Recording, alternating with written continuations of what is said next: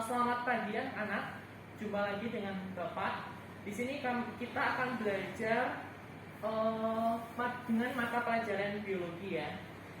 Oke, jadi sebelumnya seperti yang sudah kita lakukan bersama-sama, bahwasannya di masa pandemi ini kalian harus tetap menjaga prokes tentang kesehatan, yaitu menggunakan masker dengan baik dan benar, kemudian mencuci tangan sebelum melakukan pembelajaran, dan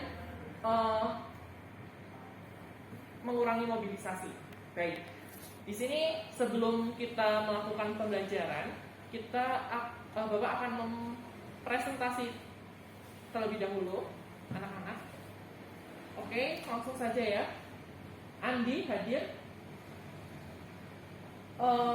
Arul hadir, Pipik hadir. Baik, oke, semuanya hadir semua ya, tidak ada yang izin. Baik,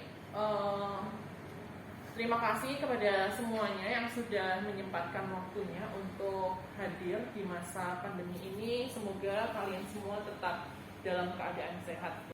Baik, di sini Bapak akan menerangkan tentang materi perubahan lingkungan, di mana pada kompetensi dasar perubahan lingkungan ini yaitu pada 3.11, di mana berbunyi perubahan lingkungan, faktor, penyebab dan dampaknya bagi kehidupan. Jadi di sini kita akan mempelajari tentang perubahan lingkungan. Baik, adapun tujuan pembelajaran pada hari ini yaitu yang pertama, melalui diskusi kelompok, peserta didik dapat mendeskripsikan pencemaran atau perubahan lingkungan.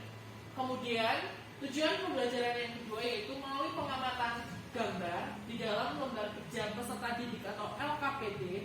Di situ nanti peserta didik dapat membedakan antara polusi udara, polusi air, polusi cahaya, dan polusi tanah. Kemudian yang ketiga, melalui pengamatan gambar di dalam LKPD, peserta didik dapat menentukan penyebab serta dampak perubahan lingkungan bagi pokok bahasan yang akan kita bahas. Ada 3. Yang pertama yaitu perubahan lingkungan, di mana kita akan mempelajari definisi perubahan lingkungan, kemudian jenis-jenis perubahan lingkungan seperti apa saja yang ada, kemudian faktor dan penyebab terjadinya perubahan lingkungan. Kemudian yang kedua yaitu ada faktor perubahan lingkungan. Jadi di sini kita akan mempelajari faktor-faktor perubahan lingkungan, yaitu ada 2, faktor alam dan faktor manusia. Kemudian yang ketiga yaitu pencemaran lingkungan. Nah, di sini kita akan mempelajari definisi perubahan lingkungan, jenis-jenis pencemaran dan penyebab pencemaran lingkungan. Ya. Topik yang 3, Bapak akan bertanya kepada teman-teman semua, mengapa air sungai menjadi semakin kotor, udara menjadi kotor, dan tanah sulit ditanami? Ada yang bisa menjawab terkait pertanyaan yang Bapak tanyakan? Ya, baik Mas Andi. Ya, benar, pencemaran lingkungan, karena terjadinya pencemaran. Nah, jadi teman-teman semua apakah tahu apa itu pencemaran lingkungan? Nah, di sini kita akan mempelajari di sub 3. Nah, pencemaran lingkungan sendiri ini yaitu masuknya atau dimasukkannya makhluk hidup, zat energi atau komponen lain ke lingkungan, atau berubahnya tatanan lingkungan oleh proses alam sehingga kualitas lingkungan ini menurun, sehingga mengakibatkan lingkungan menjadi kurang atau tidak berfungsi sesuai semestinya.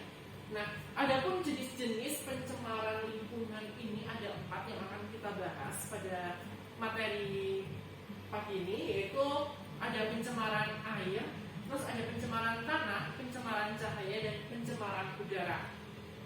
Nah, jadi perlu kita garis bawahi bahwasannya pencemaran lingkungan ini terjadi karena kemasukannya suatu bahan atau zat asing ke dalam lingkungan tersebut, sehingga mempengaruhi kualitas lingkungan tersebut menjadi menurun. Nah, itu yang dimaksud dengan definisi pencemaran lingkungan.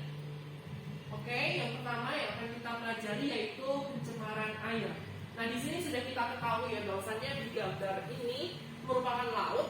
Nah, di laut ini terdapat kotoran sampah, di mana di sini ada botol dan ada zat-zat asing lainnya yang dapat mempengaruhi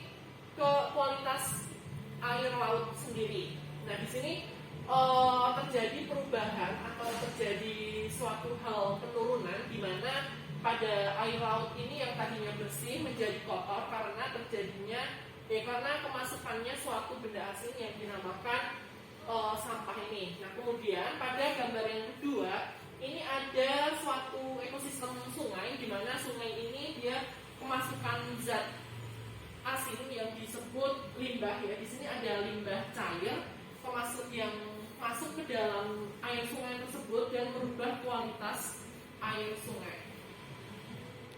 Nah, pencemaran air ini disebabkan karena adanya zat polutan yang masuk ke dalam sumber air seperti insektisida, kotoran, limbah, pupuk, dan sampah. Nah, air yang tercemar ini dia akan mengalami perubahan seperti dari baunya tidak bagus atau tidak bau seperti semestinya air sungai yang bersih karena kemasukan insektisida, kotoran, limbah, dan lain sebagainya. Jadi baunya sangat bau, kemudian airnya menjadi keruh dan berwarna tampak gelap sehingga tidak layak untuk dikonsumsi. Jika teman-teman mengonsumsi air tersebut, maka akan mengganggu kesehatan tubuh kalian. Nah, yang kedua yaitu pencemaran tanah. Nah, di sini Bapak ada gambar. Di sini ini merupakan suatu lahan ya, tanah. Nah, di mana pada tanah ini dia terjadi penumpukan sampah yang berserak-serakan sehingga sampah-sampah yang ada di tanah tersebut dia misalkan di dalam sampah tersebut ada isi tumpahan minyak ataupun lain sebagainya, kemudian menyerap ke dalam tanah tersebut sehingga mengakibatkan kualitas tanah ini menjadi menurun. Selanjutnya yang gambar sampingnya ini merupakan tanah terdapat tumpahan minyak atau kebocoran limbah yang berbentuk cair sehingga kualitas tanah ini menjadi menurun, sehingga yang tadinya bisa ditanami oleh daun-daunan, pohon-pohonan menjadi tidak bisa dikarenakan adanya suatu zat asing yang kita bisa sebut itu tumpahan minyak, kebocoran limbah yang bentuk cair, pestisida yang digunakan secara berlebihan, terus cairan atau timbunan sampah, serta zat lain seperti besi, terus seperti klorofil ataupun lain sebagainya yang dapat merusak tanah tersebut. Setelah Bapak memaparkan penjelasan tadi, silakan teman-teman semua bisa menggerombol sesuai dengan kelompok masing-masing yang sudah tadi kita tentukan bersama.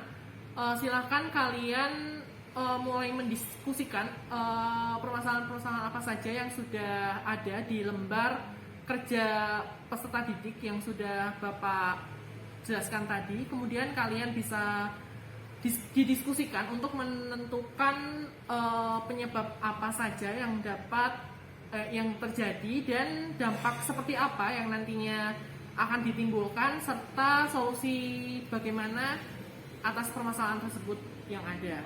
Jadi setelah itu nanti kalian akan melakukan presentasi di depan kelas. Silahkan Bapak beri waktu selama 15 menit. Peserta semua mendiskusikan atas LKPD yang sudah Bapak berikan dan sudah mempresentasikan di depan kelas. Hasilnya semuanya baik, semuanya sudah memahami dan dapat menelaah terhadap permasalahan lingkungan yang ada di sekitar sekolah kita.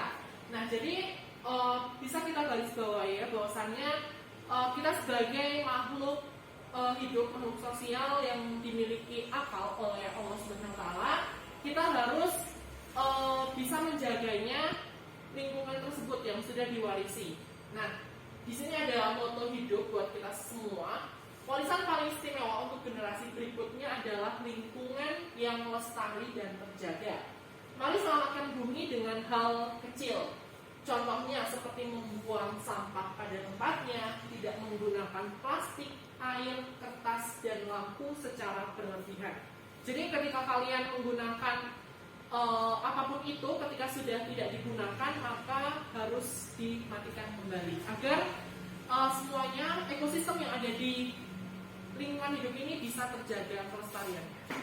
Mungkin hanya itu saja. Jangan lupa ya tugasnya untuk pertemuan ini kalian meresum pertemuan perubahan lingkungan, kemudian nanti kalian upload di form yang sudah Bapak buat, dan selanjutnya jangan lupa kalian tetap jaga kesehatan, tetap jaga prokes, karena di tengah pandemi ini kita juga harus selalu mawas diri tentunya.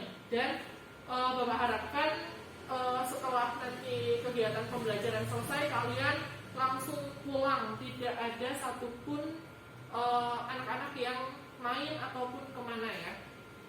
Dan Bapak himbau sekali lagi bahwasannya kita besok pembelajarannya secara online.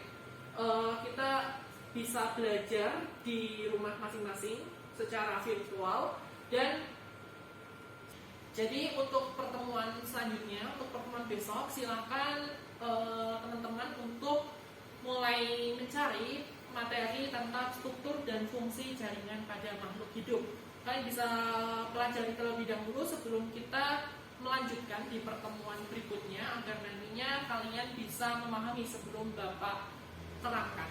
Jadi mungkin hanya itu saja yang dapat Bapak sampaikan. Semoga kalian bisa mengambil kebermanfaatan atas pembelajaran pada pagi hari ini.